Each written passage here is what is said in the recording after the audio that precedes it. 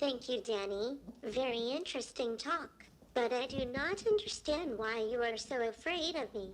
I am such a good guy. But enough about me. Let's now give the word to our next speaker, Professor Dr. Engineer Yves Moreau from KU Leuven University. Yves Moreau has a Master in Electrical Engineering from the Faculty Polytechnic of Mons, a Master in Applied Mathematics at Brown University, and a PhD at University of Leuven, where he now is Professor of Engineering. His research concerns computational methods for diagnosis and disease gene discovery in congenital genetic disorders and on the computational infrastructure necessary to bring new technologies to routine clinical application in medical genetics. Moreover, he is interested in how information technology and AI are transforming society and in looking for ways to ensure that this transformation is for the common good. Professor Moreau, please. All right, thanks, Pever. So what I would like to do now is to invite most of you to think about what you want to do with this kind of technology, because many of you will be the ones who are developing this technology and bringing it to the world, but what for? So indeed, I'm on the same side as Danny in terms of the technological singularity. So the idea of AI taking over, that's maybe somewhere in the distant future. And actually, this is not a new idea. This was already proclaimed to be 30 years ahead, 25 years ago. So now it's supposed to be within 5 years. It really doesn't look like that at all. I mean, basically, some basic problems of understanding what intelligence is, because there was no definition of what intelligence was, maybe you noted that, are totally unsolved. Now, that doesn't mean that it's not going to hit us very hard. You know, disruption can be possible without artificial general intelligence.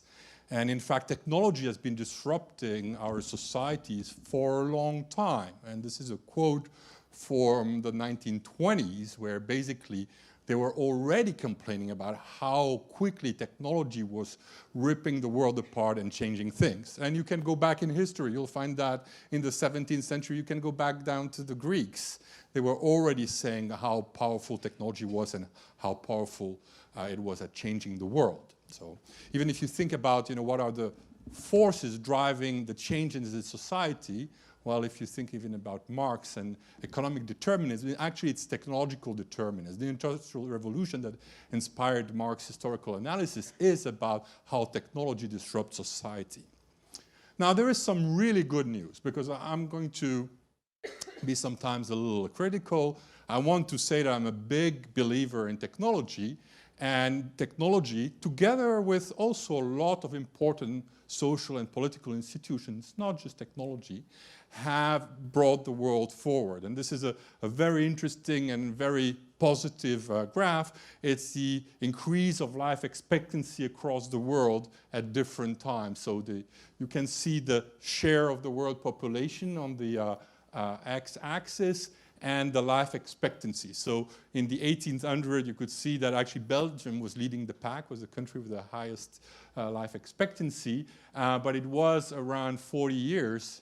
And now Korea, I think, is on top with 85 years life expectancy at birth, okay? And the very exciting part, because also we are looking a lot at first world problem, the disruption in Western society, is that in fact now there is only a small part of the world, I'm not sure how to push on this, yeah, a small part of the world that's really lagging badly behind, okay? We're really in a profound change of the world that's actually for the best, although climate change and things like that, use of resources are certainly major issues that are opening up. So again, the argument of disruption being really a problem for society, we have this argument called the Ludit Fallacy that states that, yes, we have technology and it changes things, in particular it changes the economy, it disrupts jobs, it means that old jobs disappear. Think about coal mining and steel industry in this country. But the fundamental argument is that technology makes goods cheaper, and then it makes it possible for people to actually earn money and spend it on something else, creating new markets and actually having real progress. And this is actually a quite interesting and fairly cogent argument. And one good example of this is the appearance of automated teller machines in banks. And before that, you had to go to the bank and ask a teller to give you money. And with ATMs, then suddenly you can just go next to the bank, get your money, and not speak to anyone. So essentially, that part of the work of the teller disappeared. But if you see how the number of tellers, ATMs available increased, it increased very sharply in the 1990s. And if you see the number of tellers employed at a bank, there's basically no correlation. Okay? ATMs did not kill jobs for tellers. Okay? So it might be true that some form of jobs disappear, and then it might also be true that instead of doing the old job, you are now able to do something more interesting. Now, we have to be a little careful about this as well, because the Ludit fallacy is actually about a very specific period in history. It's about stocking frames. Before that, when you had to weave by hand. It was not very effective. And then you have to weave with a weaving machine that was working by hand, very slow. And then you started to automate this. And it's at the Industrial Revolution that you introduce mechanical stocking frames and driven by steam power. And this is actually a huge disruption in society. And so if you have an idea of how bad the situation was, actually at the end of the 19th century, people started to complain about stocking frames. So there were rebellions. It is so bad that in 1788, the English government passed the Protection of Stocking Frames Act, and the penalties for destroying stocking frames, because people were rebelling and they were destroying the machines, was 7 to 14 years deportation to Australia. Okay? It actually didn't get any better because the Ludits, that was a movement around this that actually moved this further at the beginning of the 19th century, they rebelled even so hard that actually destroying stocking frames then led to the death penalty. So you would be hanged for destroying stocking frames. So the tension in society must have been really, really bad, and the disruption, upheaval in the society must have been quite terrible. Now, it is true that this changes of the Industrial Revolution led to eventually major improvements. And so if you look at this, this is actually the curve of life expectancy in the United Kingdom. And so the interesting part is that, prior to the Industrial Revolution, we had a fairly low life expectancy, or just around above 35 years. In the 19th century, things went a little bit up because the sanitation conditions improved, so poor water quality actually went down, which gave a small rise in the 19th century. But you have to wait until 1870 for things to really go up. For everybody to enjoy the benefits of this technological transformation, you have to wait 80 to 100 years. Okay? So when we say, oh yes, don't worry, new jobs will appear, there will be other things to do, there will be other ways to organize society, yes, but here we were talking 80 to 100 years. Life expectancy was 40 years, so it was 2 generations. So this is actually a very long time, and it's a bit easy to say, yeah, things will adapt, and then in the end, everything will be just fine.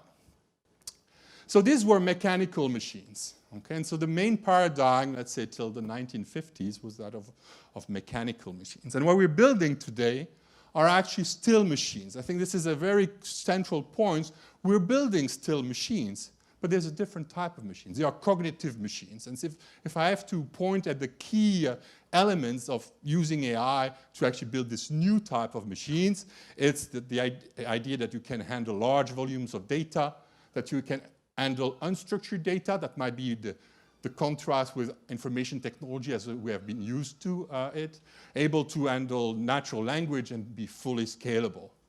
So today, you can use something like Google Translate.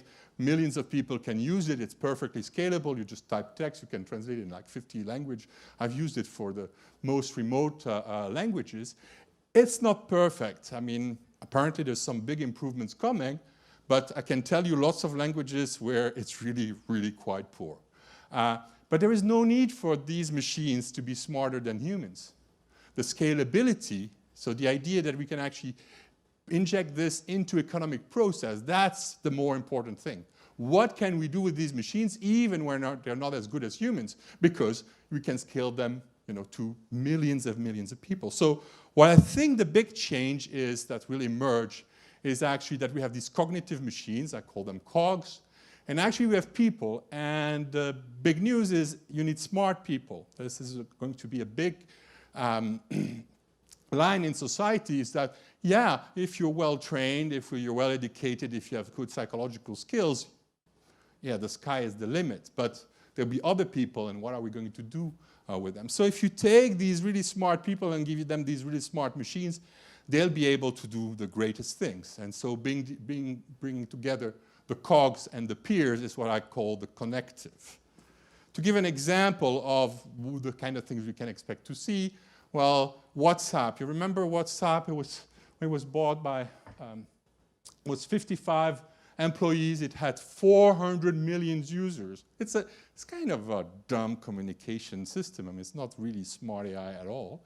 It was sold for $19 billion, okay, for 55 people. I mean, it's a totally crazy scale. Of course, there's hype and everything and strategic threats to major companies, but still the idea that you can build a company that can fit in this room and sell it for $20 billion, it's actually completely surrealistic, because these things can produce value, and WhatsApp is not a great producer of value, but next we will see amazing production of values realized by a small number of people.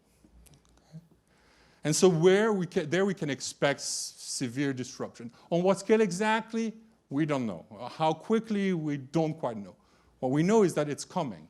Okay? Jobs will change. They've been changing for decades. It's been very painful for society. They will change even faster. So this is a diagram from a study by an Oxford team that expects that about 40% of jobs will be dramatically disrupted in the next decades. Okay? Maybe it's less. Maybe it's only 20%. But still, it's going to be a major disruption. Just take an example. Self-driving trucks. Imagine that, a few years from now, and this seems quite plausible, we would have self-driving trucks. Okay? Truck drivers, it's about 2% of the jobs on the job market today. Okay? These will vanish overnight. Okay? Maybe truck drivers can do something else, but they won't be driving trucks anymore. Okay? They might be doing the last mile or things like that, but they won't be, like in the US, there's currently 3.5 million truck drivers, 2% of the working population. This will vanish in a few years. To give an idea, this is about half the size of the coal mining industry in the past. And the coal mining industry disappeared over 70 years. We still remember it here. Okay? It's going to be serious disruption. Maybe even more worrying is that this technology allows actually people to project networks across society over the whole world. And actually, I believe that information technology now, and tomorrow AI, will be a key factor in the concentration of wealth in society. And I keep updating this slide. It's only actually a few years old, but it's a study from Oxfam they do about every 2 years.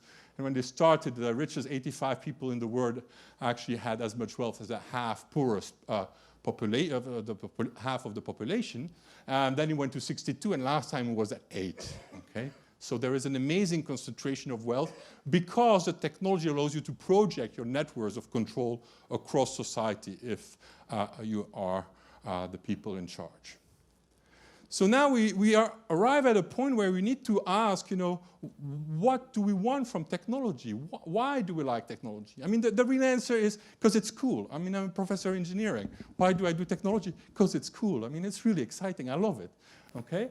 But at some point, we have to ask, okay, what do we want to do exactly with it? Because just doing it because it's cool or because it brings money is actually maybe not enough. And I'm using here the picture of Dorian Gray, this famous novel where basically you fall in love with all your own picture. This AI is kind of something we're making in our own image, and we're playing demigods here. And we can actually then live eternal youth, that's the story there, and all our sins go into the picture. That's the story of Dorian Gray. So what do we want to do with this technology? I mean, why are we moving forward, and what do we want to bring it to society? So then you will maybe hear, if you start going this line, you will within 5 minutes, you will hear the argument that technology is morally neutral. We're developing technology, and then, because it's cool, and then we're bringing this technology to society, and society is then taking the technology and doing good things or bad things with it, and it's society's responsibility. This actually is a form of moral disengagement. It's a way for us to focus on the cool stuff and not to have to worry about the messy stuff. And this is actually the most quoted form of the argument, here phrased by William Gibson, but it's kind of a meme that circulates in society. It's not new. This is actually from Aldous Huxley in 1933. He was talking about science, but what he meant here was science in the form of technology. So it was already there in 1930. Actually, when he's quoted that way, but the rest of the paragraph is very enlightening. He's basically saying that, yeah, it's actually morally neutral, so it should be used by humanists for the good of humanity. But usually it's used by what's called economists, we would call them managers today, and it's kind of a mixed blessing, all right? So really we have to worry about what we want to do with this technology. And the word morally neutral is actually quite strong, because if you track this further down history, and I was surprised when I discovered that quote, that's what Francis Bacon, one of the key inventors of the scientific method. This is the early 17th century, and he wrote, for the mechanical arts, meaning engineering, mechanics, are of ambiguous use. They are morally ambiguous. They're not neutral, they're ambiguous. You can do good things or bad things. If it's neutral, somebody else has to deal with the problem. If it's ambiguous, you kind of commit half of a sin by bringing it to the world, and then you are in charge of making sure it's used for the good. And I actually much prefer the formulation that technology is morally ambiguous and that we have to accept responsibility for bringing it to the world and making sure it's used well. So actually, we have to ask, why are we doing technology? Why is this tradition, actually since the time of Bacon, Descartes, Galileo, actually of bringing all this technology to the world? Actually, we're realizing a program, a historical program, a program that's tightly linked to humanism and modernity. Okay, and so basically he said that, we fell from grace. So this is Bacon again. He said, well, man fell from grace, and we can repair this fall. We can return to this paradise of Eden through, on the one hand, religion and faith, and on the other hand, the arts and science. So actually extracting us from a human condition and being able to fight against the limitations of human conditions was something that you could do, he was hoping, with technology. This is even stronger in this one. This is from Descartes. It's in French. But basically he made the argument that now humans were about to be like masters, of the world, like almost like God. But he didn't. He was a Christian, so he would certainly not say that we were the equals of gods. But he said, let me try to find the right part of the comme maîtres et possesseurs de la nature, like masters and owners of nature, of the world. Okay, so basically, there's references here, for example, to disease. In the early 17th century, you would get sick, you'd die. Okay, you'd be cold. Things were really not as nice as today. And now we actually have fulfilled that program. That now we are really in that position that we are controlling our environment to a point that we might actually destroy it. And then we have to ask, okay, what do we want to do with this program next? Because we kind of almost there in terms of fulfilling this important, essential program of humanism. And so to conclude, I would like to say that, yes, we can do a lot of things with AI. We can build, really nice clinical systems like I do in my work. We can build some really awful surveillance systems just as well. And so what are the guiding principles that should lead us into when we build systems, when we build these systems that create the world of tomorrow? And I would just want to bring one forward, because I think for me it's central. It's that we actually want to build systems that foster human dignity. And that's in this very special sense, the sense of Kant, who basically said that the good life was one of rationality and one of autonomy. Autonomy is really an important concept here. We want to build systems that help people be autonomous, make their own decisions without undue influence, okay? Take their own path in life. This is what we want our systems to do. So maybe this can be a guiding principle for a lot of us. When we build something, does it help people to be more autonomous? That can be more healthy, that can be taking better decisions, even financial decisions, or lack of autonomy that can be actually using the system to trick people in all kinds of ways. The latest in the news being Cambridge Analytica. That was actually just the opposite of that, or surveillance that we see in many countries in the world. So with this, I'd like to conclude and invite you to actually dream the world of tomorrow. We will build this world with AI, but we need to think very hard as well as what do we want to build, okay? So that we make sure, and this is from one of our greatest dreamers, Lux Schuiten, who's a Belgian architect, who's actually been dreaming about the future of our cities. And so we have to think about how we want to build these systems, these intelligence in a way that fosters better societies where it's good to live. And thank you for your attention.